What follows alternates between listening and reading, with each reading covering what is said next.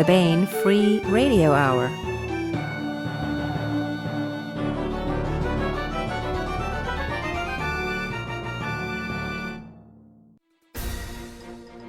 On the podcast, he arcs away on a sea of Christmas cheer and stars. Resistance is brutal and fun. Plus, we continue with the complete audiobook serialization of Larry Correia's Son of the Black Sword. All right now.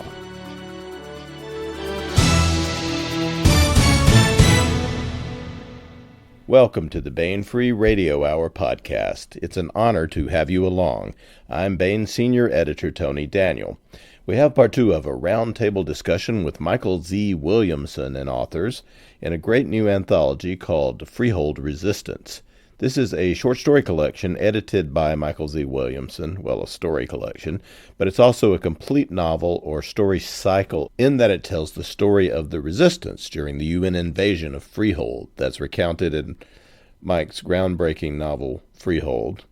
These are the stories of the individual resistance fighters who come together in a libertarian manner in defense of the most libertarian planet, Grainne, which is where Freehold is, after the fascistic UN decides they've had enough of these freedom-loving types and invades. We have Michael Z. Williamson, Jessica Schlenker, Chris and Jamie Denote, and Jamie Ibsen on the roundtable. And we continue with the audiobook serialization of Larry Correia's great high fantasy novel, Son of the Black Sword. Now here's the news.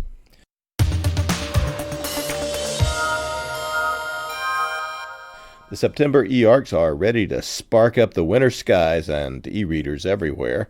Now an e-arc is the path a magical flying sleigh takes through the air when its inertial compensators have absorbed a little too much elven turbocharge and reindeer juice and go into afterburner mode. Oh, ho, ho, ho, ho, ho, no. An e-arc is actually something else entirely. It's an electronic advanced reading copy of a book, which is the book as an e-book that has been copy edited but not quite proofread all the way through yet. It's what we used to call the galley proofs, and we will sell those to you sometimes 3-4 months in advance. So you can have a look at your favorite series, check out new authors. Lots of reasons you might want one of these great e-arcs, and people love them. Out now in e-arc form for December is Forced Perspectives by the great Tim Powers, Egyptian Death Magic in a Haunted Los Angeles. Fugitive federal agents Sebastian Vickery and Ingrid Castaigne are both sensitive to the ghosts that haunt the modern Los Angeles freeways. They are plunged into the supernatural secrets of the vast city and its history, from the fallout of satanic indie movies of the 60s to the unquiet La Brea tar pit at midnight, to a haunted sunken city off the coast of San Pedro seeking to rise again. Vickery and Castaigne may be old hands at dealing with the spirit world of L.A., but they have never been in a pursuit so deadly with the stakes so high. Also out in December is Castaway Resolution, e-arc by Eric Flint and Reich E. Spoor. Survive and thrive on an alien planet. The Kamei family and a second group of castaways, led by the redoubtable Sergeant Campbell, have finally joined forces. Landing on the bizarre planet Lincoln, they have survived crash landings, venom-filled bites, disease, and even the destruction and consumption of one of their floating island homes. They've learned to live, even to prosper, in this strange new place, but the resourcefulness of the castaways may not be enough, because the planet Lincoln is far from done with them yet. Finally for December, out now is Ship of Destiny e-arc by Frank Chadwick. The secret of immortality is within reach. When a mysterious alien probe materializes from jump space and remotely reprograms USS Cameron Bay's star drive, Naval Reserve Officer Sam Bitka and his crew began an involuntary voyage that takes them 3,000 light-years out of known space and into the heart of an ancient, unknown civilization. But the genetically altered immortals, known as the Guardians, soon turn murderously violent. Now Sam and his crew must elude capture and return with the news of a powerful new civilization bent on their destruction. But the crew of the Bay may also be carrying a secret that will change life in the galaxy forever, the path to immortality. Ship of Destiny e-arc by Frank Chadwick, Castaway Resolution e-arc by Eric Flint and Reich E. Spoor, and Force Perspectives e-arc by Tim Powers are all available exclusively at Baen.com. Go there, check them out, and read until the reindeer come.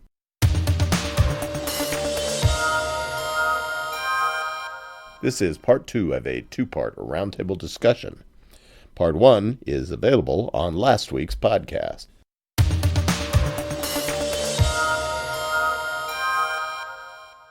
Want to welcome Michael Z. Williamson, Jessica Schlenker, Chris Denote, and Jamie Denote, and Jamie Ibsen to the podcast. Hello, folks. Hello. Hey, how are you? Hey. Hello. Let me introduce our distinguished panel, who are going to be talking about, of course, Freehold Resistance, which we'll talk about in just a moment.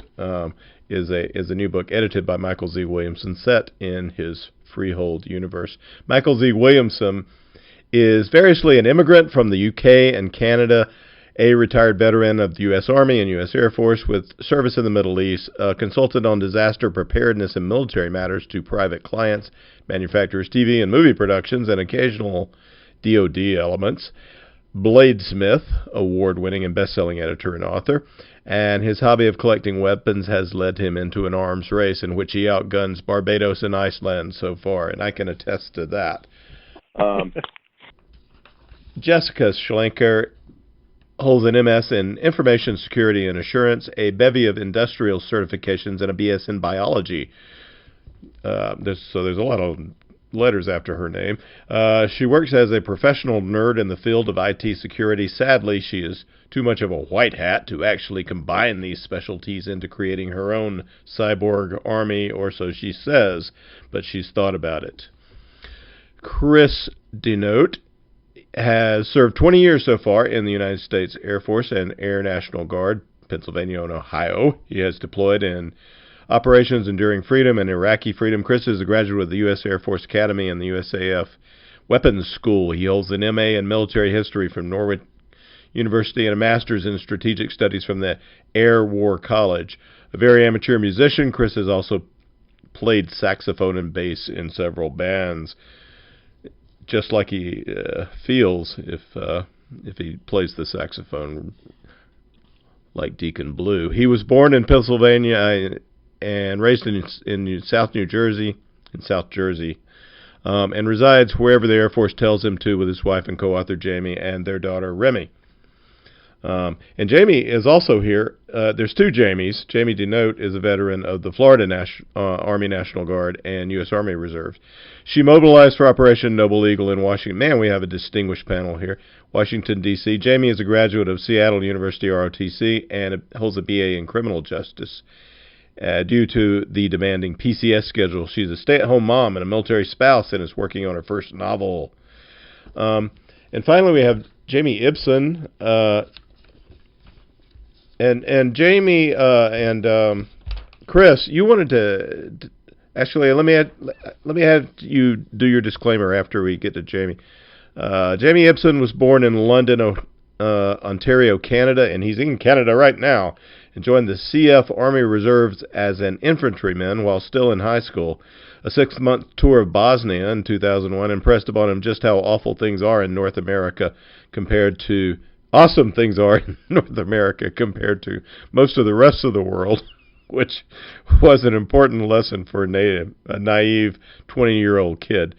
In 2007, he joined Canadian law enforcement and has been posted to the left coast ever since. He is married to a very supportive wife and has 2 shockingly supportive cats. That is shocking. So, Chris Denote, maybe throw out your disclaimer there so we know that it's you talking and not the United States government, thank God. Thank you. Yeah, I just want to make clear, of course, that anything that you guys hear from me during this podcast represents my own personal opinions only and does not represent the official stance of the Department of Defense, the United States Air Force, or the National Guard Bureau. In other words, it's just me talking for me.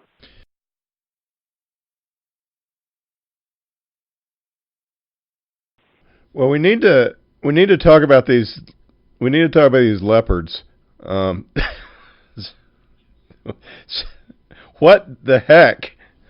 They are really dangerous. Yeah, I referenced them first in The Weapon. So yeah, they have military working dogs. They've got some dolphins. And, well, they have specially bred military combat leopards.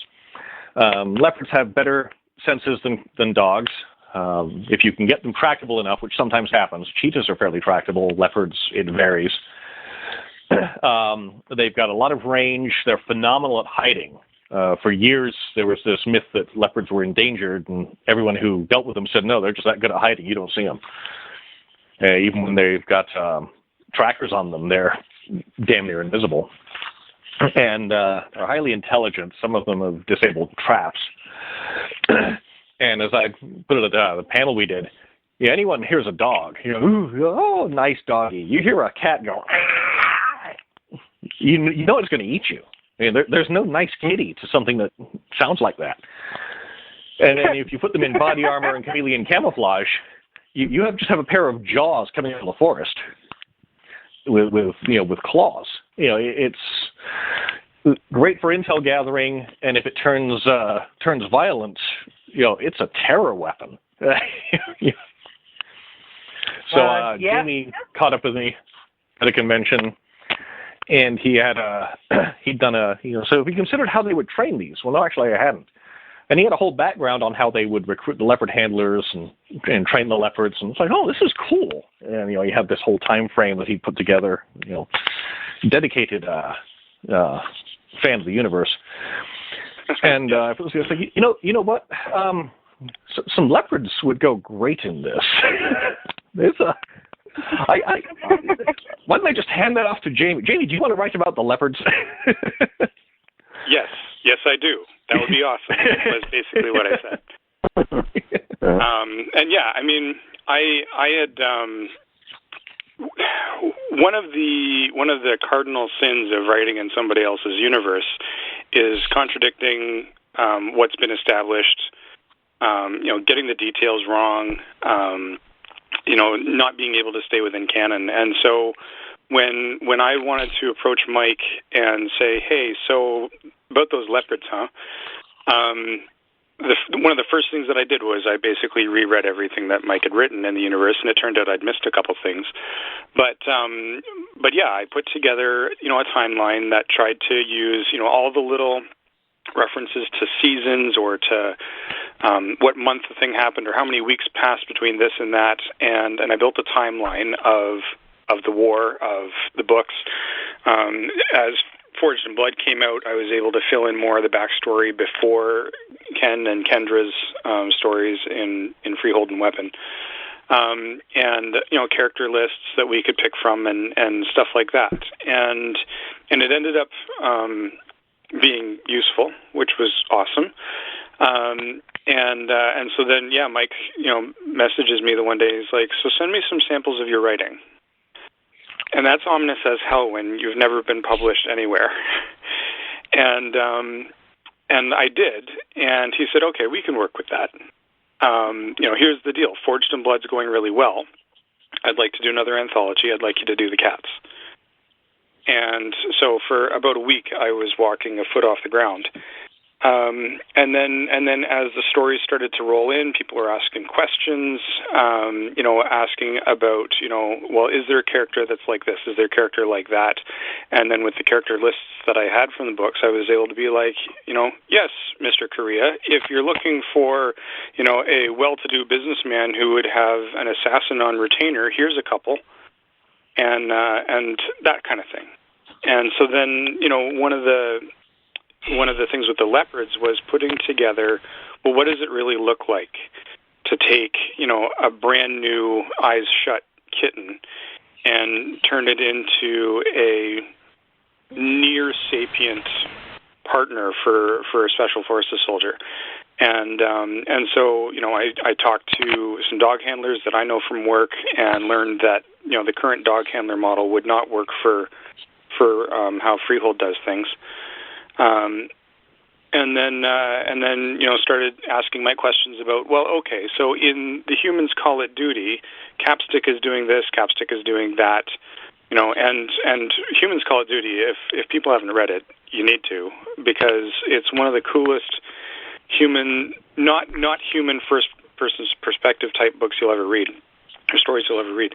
And so that was actually where I started writing the leopard stuff, was I wanted to write what happened next. Capstick, his handler is killed, and he hunts down the UN team that took him out and picks them off one by one, like the second last guy in the patrol realizes that the last guy in the patrol isn't behind him anymore, and what happened, and that kind of thing. And by the time the third soldier in the squad's been taken out, they realize that they're being hunted, and they start to panic. And then by the end of it, Capstick, he's in a hurt locker himself, but he limps off. And so I was like, well, okay, where could we go from that? And unfortunately, that story is the one that didn't make the cut for a couple different reasons, which in retrospect make a lot of sense. But I had these characters in mind for the story that I wanted to do, and so I said, well, what if it's now the end of the war? We know that the Battle of Braided Bluff, the big battle where Kendra is out holding the line all by herself, more or less, we know that happens in April. And so I backed it up just a little bit and started doing this story about the handlers, who are a weird blend of Delta Force style door kickers and long range recon patrol types who can live off the earth. They head out with mountain men with their back. yeah. They can survive. Based on what the natural world has to offer already. And so by the time we catch up with the handlers in Cry Havoc, they're wearing buckskin clothes and furs that they have made because their uniforms fell apart to tatters a long time ago. Going all the way back to, can we get boots? That's one of the things that comes out is when the leader of the handlers is getting his troops to put together a wish list. One of them, she's like, "Can we get boots? Tell me we can get boots. We need boots." And so then they decide that they're not going to win this battle of attrition. We need to start going on the offensive, and they head back to the nature preserve where the leopard washouts have been released to go live their life as cats, and try to recruit some of them back into the operations side of things. So we're going to recruit some feral leopards to fight a battle. Nothing could go wrong with this idea. No, how could that possibly go wrong? So, Mike was mentioning about how stealthy they are. There's the standard, issue leopard that we see in Africa and India and the Middle East that, everybody knows. But then there's also like clouded leopards, which are more home in Southeast Asia. And as we were working on the book, the story comes out, that this cat that has been written off as extinct for the last 40 years, suddenly made an appearance in this town in, I think it was Thailand. And everybody went, Taiwan, "No way, really? Taiwan?" Mm-hmm. Okay, so it's this clouded leopard, which is smaller than a regular leopard, but apparently it's so good at avoiding people that we haven't seen one in 40 years, and we've written it off as extinct. And we're going, well, hell, if it's that good, then of course we're going to use them for the leopard program. And one of the cats that they recruit out of the nature preserve is one of these clouded leopards who was too aggressive, unfortunately, to be a recon cat. And so they're going, well, maybe a really aggressive cat is exactly what we need right now. And enemy. And so they exactly. So they go all the way back to Mirror Lake, which is the primary recruiting and training facility for Freehold forces, and that's been occupied by the UN. And over a period of time, they and their feral cats and their trained cats start stalking the troops that operate out of the base until they manage to get the company to go out and try to pick a fight, and they lose. If I recall correct, it's the last 7 surviving leopard handlers. I mean, that's how far the they've Jefferson been. team is The Jefferson team is mentioned. But things go badly for them, and so then word gets to the Tanneville team. One of the things is, we spend a lot of time in Freehold and Weapon in Jefferson dealing with 3rd Army, 3rd Mobile Legion, 3rd Mobile Assault Regiment, and they're out of Heilbronn base. But Mike does say that there are also the Megiddo bases and the Merrill bases at these other places on the continent. So the team that I'm dealing with, they start as the survivors of the Merrill base team outside of Tanneville, which is one of the other major cities on the continent, and so then they start making their way east towards the basic training facility, and then they end up getting scooped at the end because the Jefferson team has been wiped out, and Nauman needs his handlers to go do sneaky squirrel stuff up in the woods as he's prepping all the rest of his troops to go pick a fight. So, I mean, there's 7 handlers. There's less than 20 cats, fewer than 20 cats, and they are depopulating a base 1 by 2 by 1 late at night. Yeah, and no one knows what's happening. As what on patrol, it's terrifying. Yeah. Eventually, the base commander, they realize that this isn't just an accident. This isn't rippers or whatever that are eating his troops. It's hostile intent, and part of that was taking a page from what the Gurkhas did to the Nazis in World War II. Where they would find a sentry who was asleep, or find a pair of sentries who was asleep, and they would kill one of them, and let the other guy wake up to find out that his buddy had been assassinated while they both dozed off, and just let that play havoc on their morale for a while. And of course, he has to go into the brass why he was asleep. Exactly. So there's a fair bit of that goes on, and then eventually it becomes like an adverse correlation of forces, but the UN doesn't realize that they're on the wrong side of that.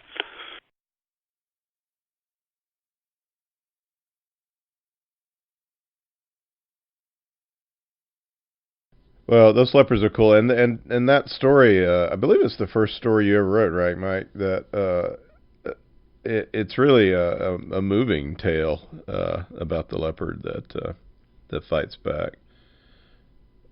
What was the name of that again? The Humans Call It Duty. The Humans Call It Duty. Yeah. No, Cry Havoc is a wonderful follow-up, because at the end of when I originally wrote that, it got rejected by several magazines, and one of them, this is a simple tale of revenge and killing. It isn't science fiction. Like, well, the character's not human. So one level that makes it science fiction, and finally, Joe Haldeman asked for a Future Weapons of War story for an anthology he was doing, and I sent it, and Joe Haldeman liked it. And I figure if Joe Haldeman likes it, there's nothing wrong with the story. I'm sure there is higher praise somewhere, but in sci-fi, that's pretty damn good praise. So I was, I was pleased. No, it's a very good story, and this is and Cry Havoc is a great follow-up to what the heck are all these leopards about, and it seems real and integrated into the world the way that Jamie has done it. And the UN gets to this point and they realize that literally everything on this planet is trying to kill them. The animals, the people, everything on this planet is trying to kill them. There's no middle ground. One of the things that Mike instructed me is that, look, if you're going to write leopards, you need to read about them first. And he pointed me to a series of books by Peter Hathaway Capstick, who is, who Capstick the Leopard is named for. And he was a big game hunter in Africa in the 50s and 60s. And, he talks about hunting, several different animals and it's bush stories and that kind of thing. But the one story that really, drives home just how devious these cats can be, and this is a real world story, is this cat that was wounded by a hunter and took off into the grass. And Peter goes, oh crap. and he digs out his wounded cat kit, which is like a leather bomber jacket with vinyl strips sewn into it, and one of those a Marine Corps gorget. Yeah, a Marine Corps gorget to protect his neck, because that's one of the ways the cats will kill, is they'll bite between the vertebrae of the neck and just pop the entire neck apart. And then the rest of it is antiseptic, morphine, and stitches. And that's how he prepares to go, track down a wounded cat. And tourniquets, yeah. So they go off. Fresh batteries for the radio to call for the evac plane. Yeah.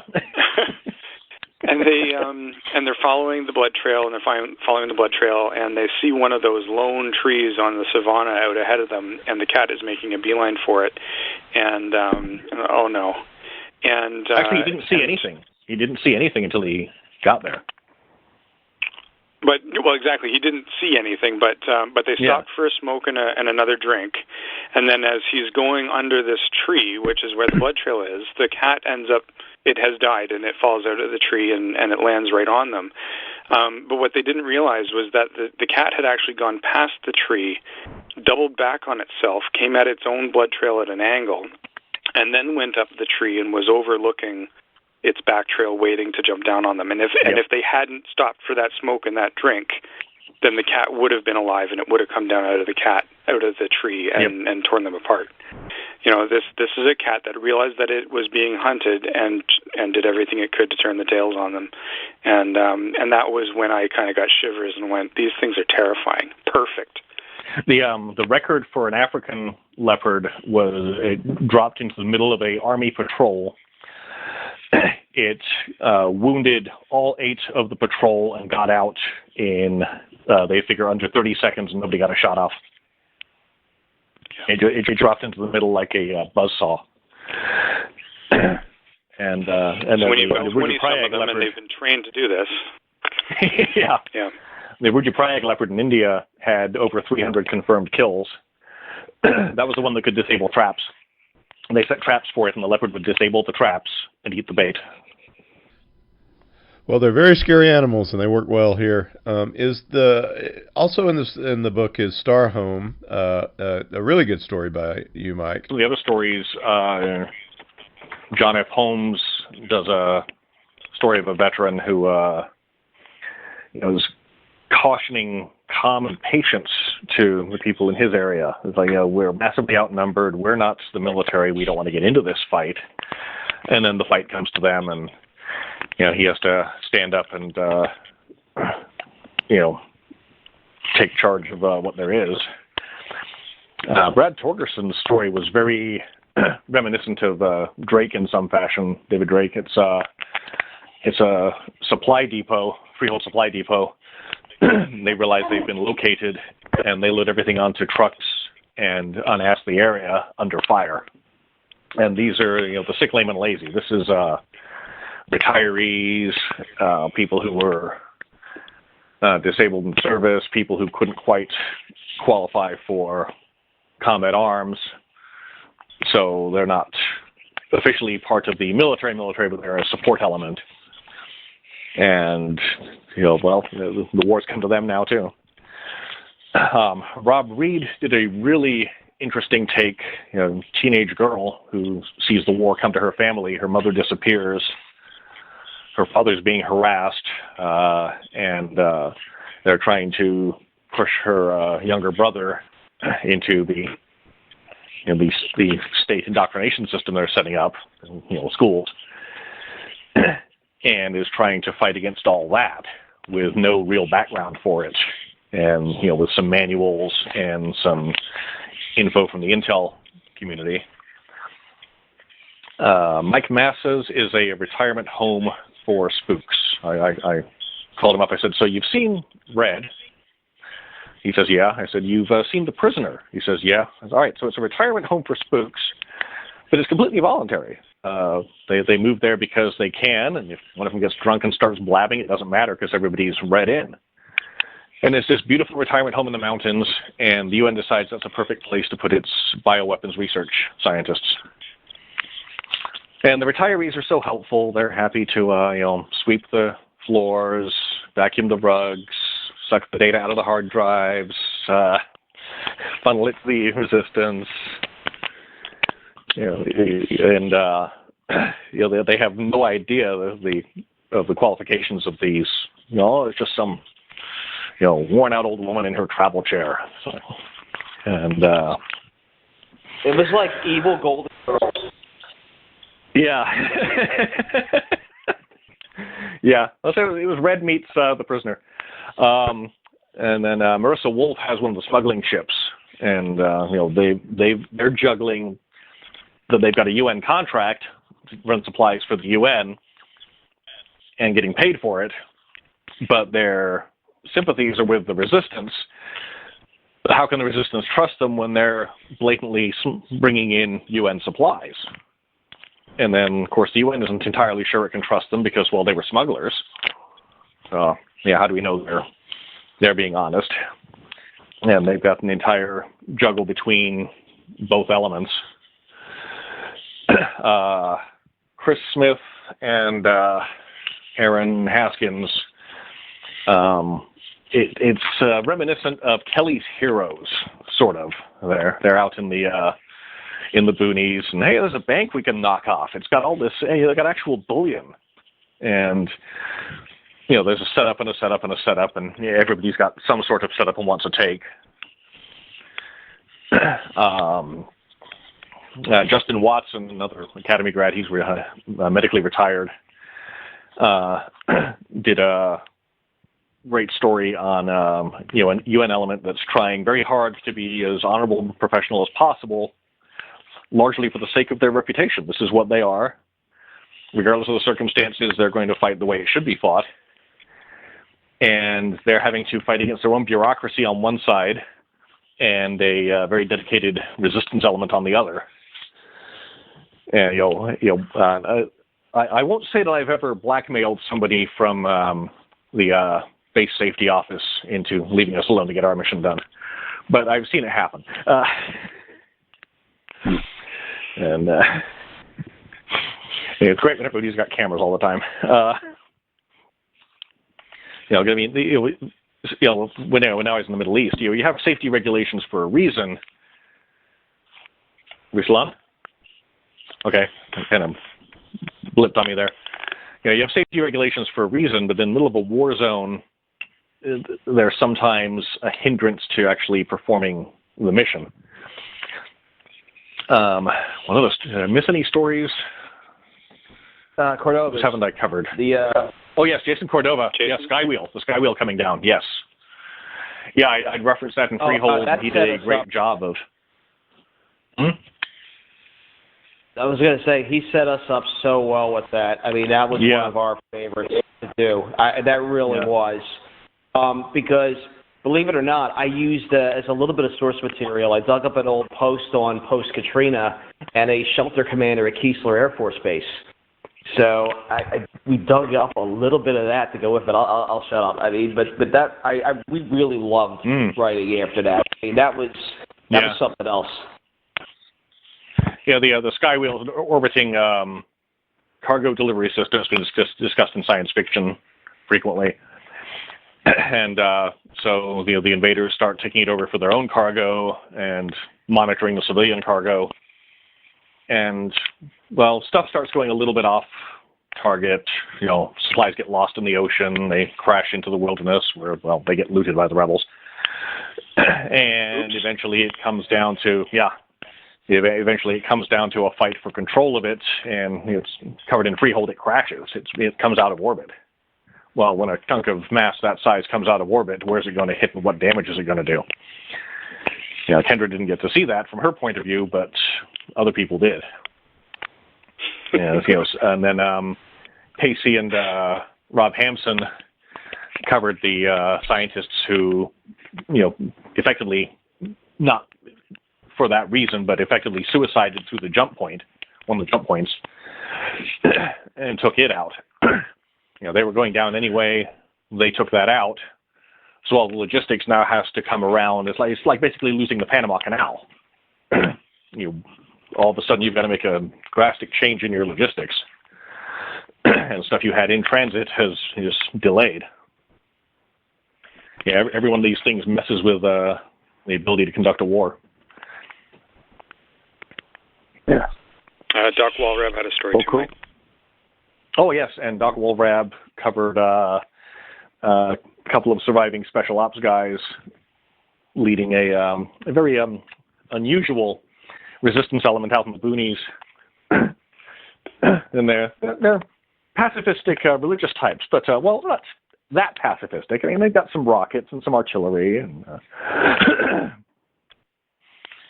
and they're more than happy to, fight an enemy who's trying to eliminate their lifestyle. So I hope I haven't missed anyone. We already discussed Larry's. Yeah. I was just looking through the table of contents, and I think you've covered everything. Yeah. We tried to get as broad as possible, mostly on planet, and there'll be some in the habitats following up.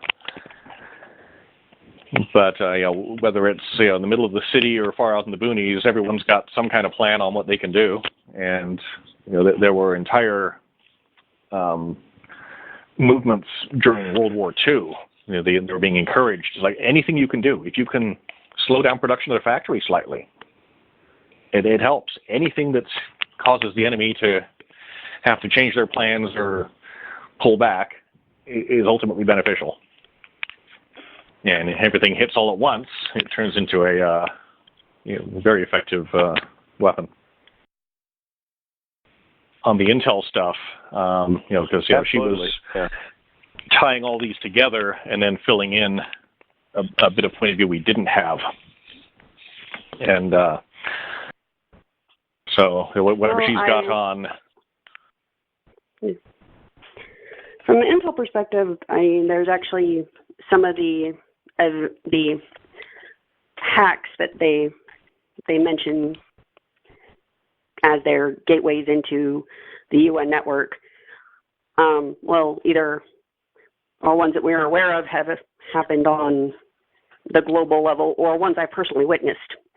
Someone doing something stupid and leaving something wide open, and we're all going, "You did what? You please tell me no." And so there's a lot of the technical. I tried to keep it technical without being technical. I didn't want to get into the actual technical weeds, because that far in the future we don't know how any of the technology is going to actually evolve.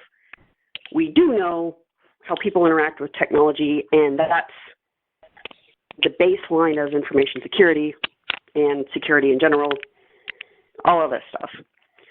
So I had to go through and go, okay, so this is what people are actually going to do. No, it's stupid, but we know that's what they're going to do.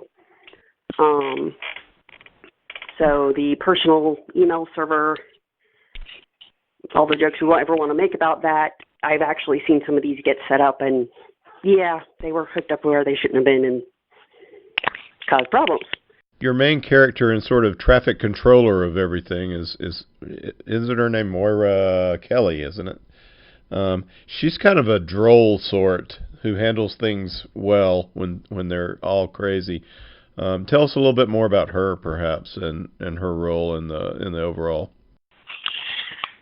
So Moira is an IT nerd. She's a bit crippled due to a childhood accident.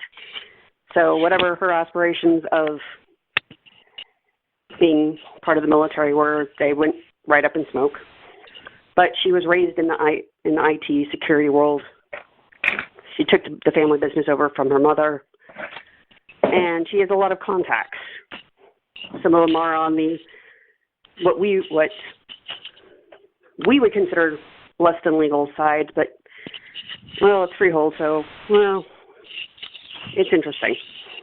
It's gray. She's got contacts on She's got contacts on the very strictly white hat, the very strictly black hat, and the people who, what's the money look like? She's got contacts with the really wealthy business owners who have particular dislikes of people's preferences. That's actually what they're doing at the very beginning, is they're trolling through they're using one of their moles in space to get check out what people have on their ships as they're coming through the system, because he really doesn't like people who hurt children. So they have an outstanding contract on information that allow him to clean these kind of individuals away. They leapfrog from that, using a lot of that hook in to the space station networks and Skywheel and all of that. They're using that to try to piecemeal things together. And she kind of goes, she has friends in the military. She's watching things go to hell right as it happens. And her grandmother's from Earth and going, the hell, we're going to let them do this. So she goes, they're kind of like, well, guess we're in on it. From there, they work together. She gets hooked up with the remnants of the military who go, we know about your work. We worked with your mother. We know about your work. And from there, she gets as much official sanction as there is to start using this as a communications platform / information gathering, trying to feed it into an artificial intelligence to filter things and disperse the information. Because the biggest problem, from her perspective, is if people don't know what's going on, they can't do anything. So she's trying to get the information in and then get it out to the right people. It becomes a bit of a shell game, really. She's got to move all these pieces without exactly knowing what they are into a pattern that actually keeps working. One of the things from a military perspective is once you know your database has been accessed, you have to assume it is entirely compromised. So every time there's an effective hack, you have to assume that literally the enemy knows everything, because it's dangerous to assume otherwise.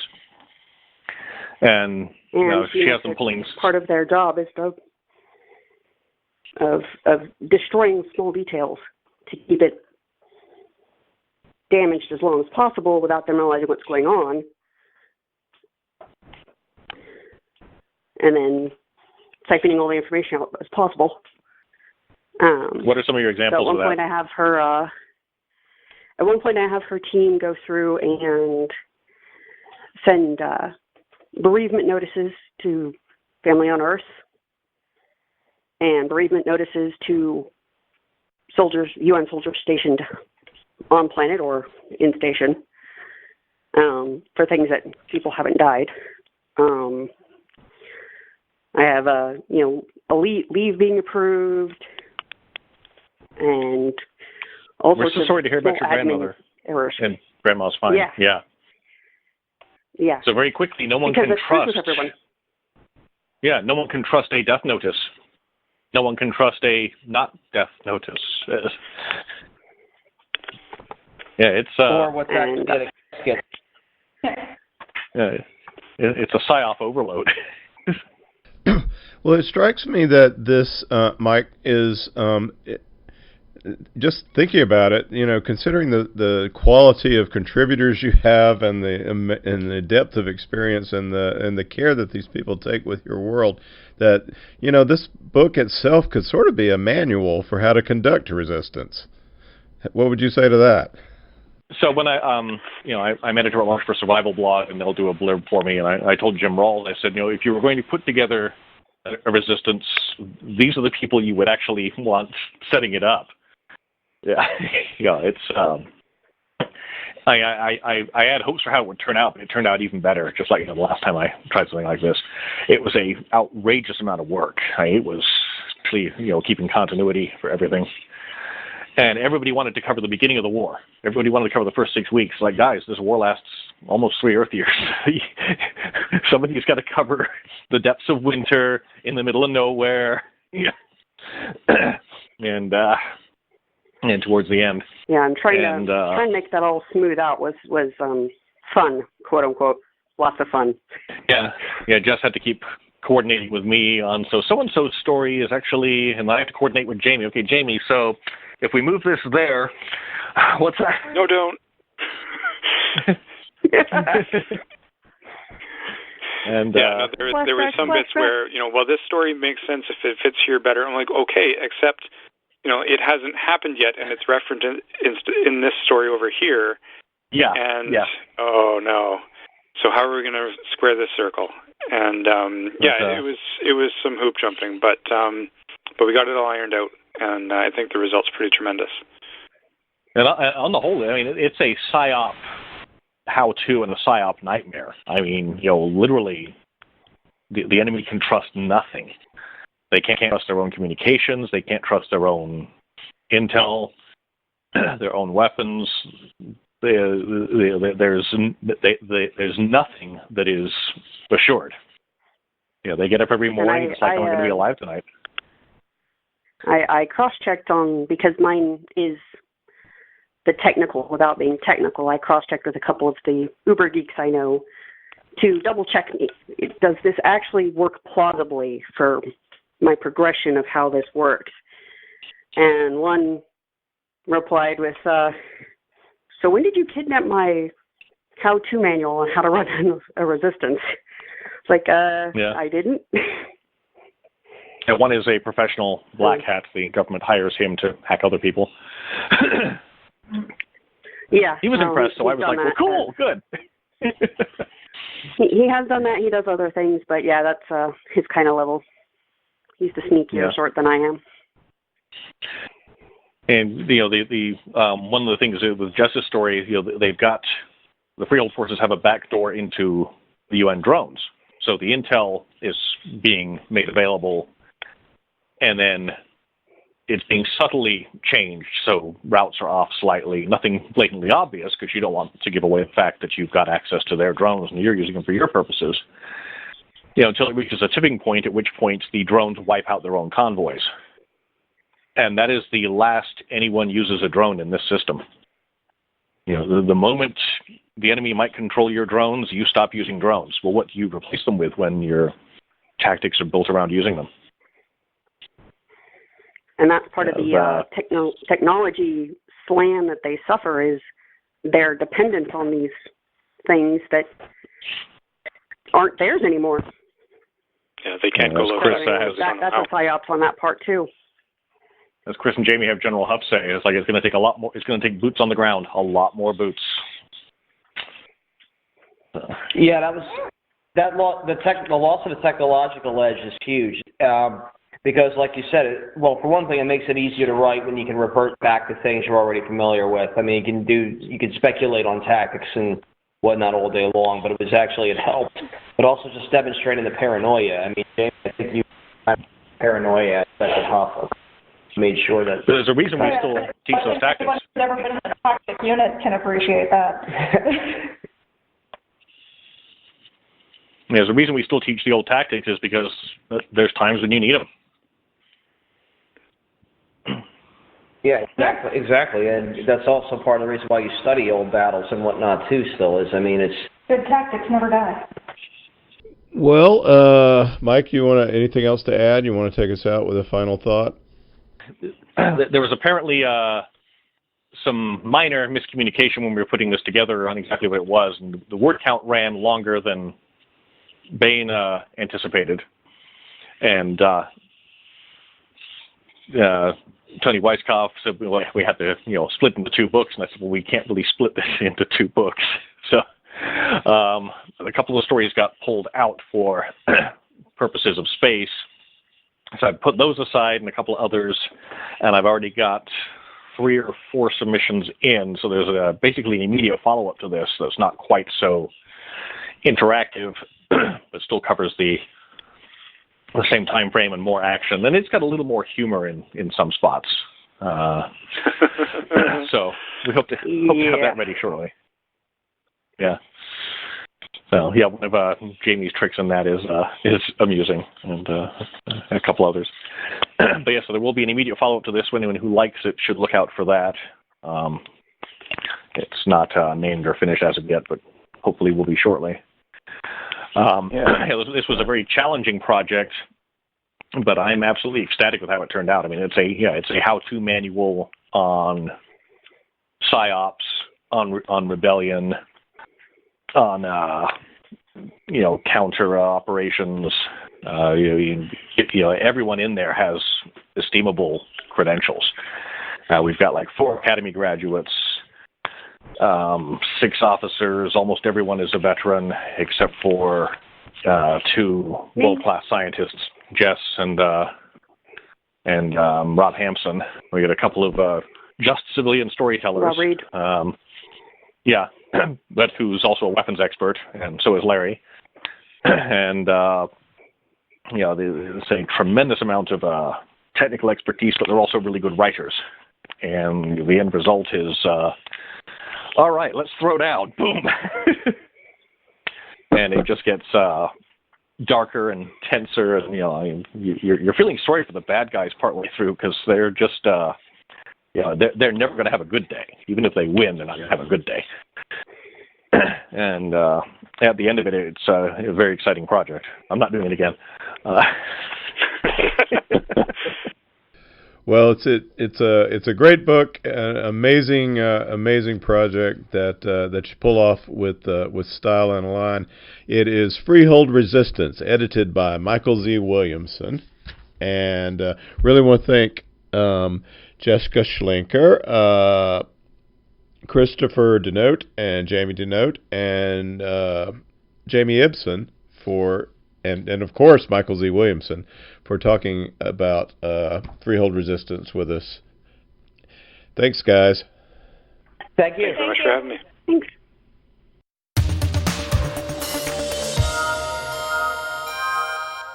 That was part 2 of a 2-part roundtable discussion. Part 1 is available on last week's podcast.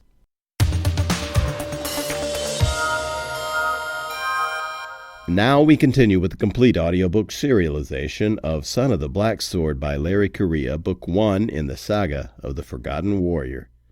After the War of the Gods, the demons were cast out and fell to the world. Mankind was nearly eradicated by the seemingly unstoppable beasts, until the gods sent the great hero Ram Rowan to save them. He united the tribes, gave them magic, and drove the demons into the sea. But as centuries passed, the descendants of the great hero grew in number and power. They became tyrannical and cruel, and their religion nothing but an excuse for greed. The people rose up, and the surviving royalty and their priests were made casteless, condemned to live as untouchables. The age of law had begun. Ashok Vidal has been chosen by a powerful ancient weapon to be its bearer. He is a protector, a member of an ancient military order of roving law enforcers.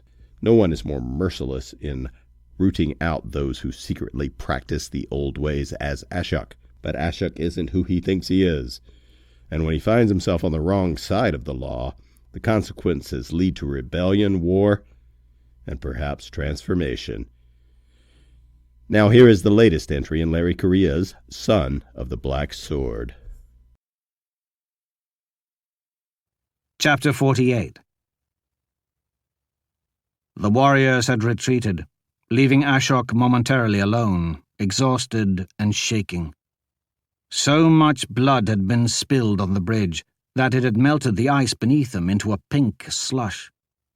The ditch was filled with floating bodies. More had rolled down the bridge to collect at the base. He wasn't sure why the Somsak were falling back, but he was thankful for the chance to catch his breath. At this point, the heart of the mountain was doing everything it could to keep his body functioning, despite the many wounds he'd received. Sensing danger, Ashok casually lifted the Somsak shield and let another crossbow bolt strike it. Thwack! There were so many bolts embedded in the wood that it was far heavier now than when he'd first taken it off a warrior, foolish enough to stick it in his face. He glanced across the waiting army. How many of them have I killed so far? There had been no need to turn in an after-action report to the Order, so he'd not bothered to burn each wound he'd administered into his memory. They'd all blurred together into a never-ending stream of tattoo-faced maniacs, spitting up blood and organs. Ashok looked at the sun. How many hours had he been fighting? He wasn't sure, but one way or the other it would be over soon. A Somsak in finely crafted heavy armor was approaching the bridge. alone. That would be their champion. The rest had worn him down in body and spirit, and now the best among them would finish him off. When the warrior carelessly stepped on the bodies at the base of the bridge, one of them turned out to be unconscious rather than dead, and woke up screaming when his champion's boot spread his wound. The champion paid him no heed, and the helmet's narrow eye slits remained focused on Ashok. The wounded soldier lingered for another few minutes before fading away. The champion continued his advance. He carried a huge steel shield and had a large sword resting over one shoulder. It was more of a sharpened steel bar than a proper sword. The warrior was either incredibly strong or incredibly foolish to choose such a cumbersome weapon. The champion walked up the bridge until they were only a few strides apart. "Remember me?" It was a different voice, but he knew it was the same man. Ashok gave him a slow nod. "Nadan Somsak. I didn't recognize you without the swagger." "I've come for my revenge, and to claim my new sword, Protector. When I'm done here, none of you will go to waste. After I'm done raping your corpse, I'll make a mask from your skin, feed your flesh to my hounds, and use your skull as a bowl. I wonder who it is you defend across this bridge. Know that no matter what, I will find them, and when I'm through with them, they'll beg for death and curse your name." The dry rasp of his words was somehow familiar. It reminded Ashok of the sea. "I took your tongue. How can you speak?" "A wizard fixed me." He'd never have the gift of working magic, but even Ashok could sense the demonic corruption in the air like a faint scent oozing through the cracks in the black armor. Nadan Somsak was now the foulest sort of lawbreaker. Ashok wasn't a protector of the law anymore, but he'd destroy such a thing on principle. Normally, he would have struck down a hybrid abomination immediately, but he was glad for the chance to rest for a moment. The longer Nadan talked, the better the heart could knit together his many wounds. "So you found a new tongue. Too bad it's as foul and stupid as the first one." "You're already beaten. You're weaker than last time, and I'm far stronger." "Good. Our last duel consisted of me drawing and striking once."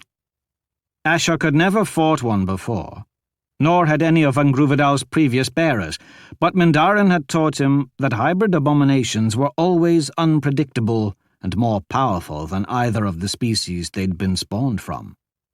They were among the worst things that could happen when someone toyed with illegal magic, and their existence was the Inquisition's single greatest fear. "Things are different now, Ashok. Once you're dead, the sword is mine." "You may kill me, but Angruvidal will never accept you." "It will have no choice."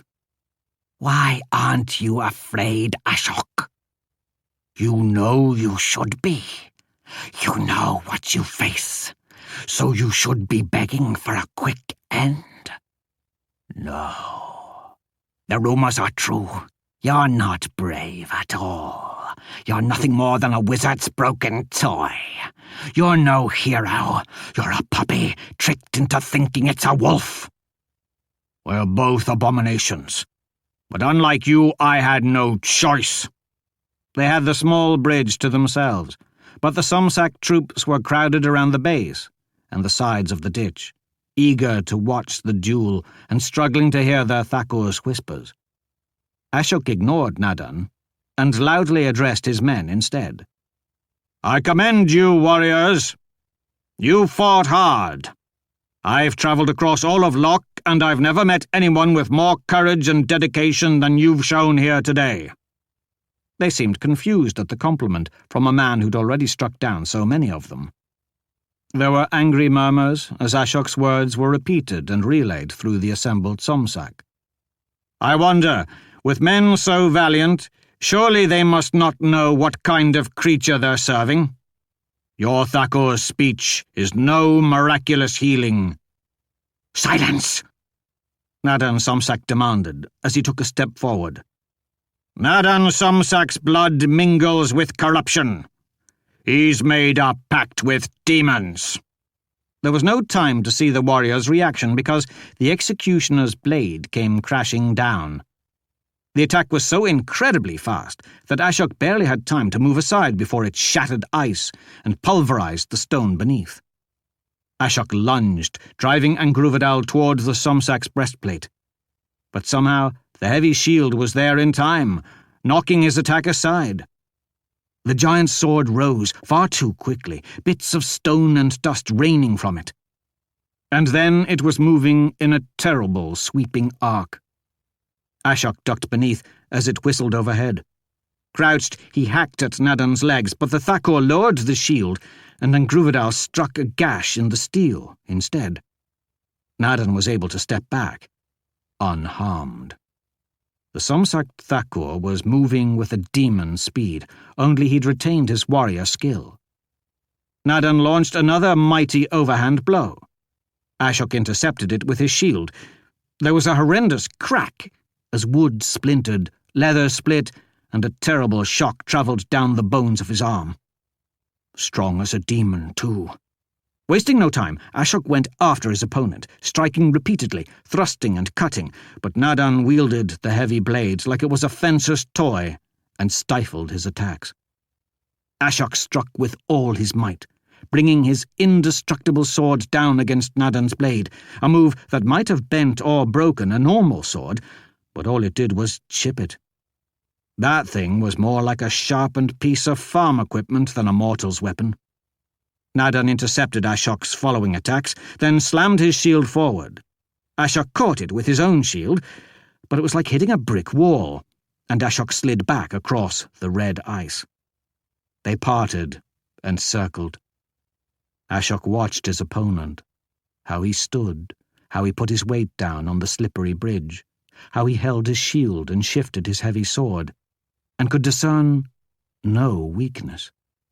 Ashok took the initiative and made an aggressive move to the side, trying to strike over the top of the shield. But Nadan caught it, and then the two were trading blows back and forth. They broke apart again, with Ashok breathing hard and arms burning, but with nothing to show for it other than several new dents in Nadan's shield. Nadan came at him, swinging high, trying to force him to the edge of the bridge. Ashok struck his flat with the edge of his own blade, disrupting the attack, and then he drove his body forward, crashing into the shield and trying to knock it out of the way. Nadan lifted an armored knee and struck Ashok in the side, hard enough to lift him into the air. The helm dipped forward suddenly, and an antler struck him in the head, splitting open his scalp.